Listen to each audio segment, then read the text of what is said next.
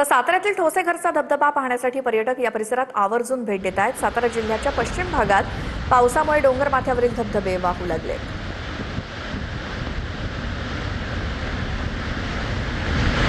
सातारा जिल्ह्याच्या पश्चिम भागामध्ये पावसाचा जोर वाढल्यामुळं मोठ्या प्रमाणात पश्चिम भागातील धबधबे जे आहेत ते प्रवाहित झालेले पाहायला मिळत आहेत। मी सध्या साताऱ्याच्या प्रसिद्ध अशा ठोसेघर धबधब्याच्या परिसरात आहे आणि आपण जर पाहिलं तर जवळपास 1800 फूट उंचीचा हा धबधबा आहे आणि या ठिकाणी मनमोहक असं दृश्य जे आहे ते सध्या पर्यटकांच्या आकर्षणाचा केंद्रबिंदू ठरताना आपल्याला पाहायला मिळत आहे। एकूणच सांगायचं झालं तर मागील 5 ते 6 दिवसापासून सातारा जिल्ह्याच्या पश्चिम भागात पावसाचा जोर हा कायम असल्यामुळं या ठिकाणचे सर्वच धबधबे जे आहेत ते प्रवाहित झालेले आहेत। यामुळं पर्यटकांची गर्दी देखील या भागामध्ये झालेली आहे। कॅमेरामन आमिर शेखसह संतोष नलावडे, TV9 मराठी, ठोसेघर धबधबा, सातारा।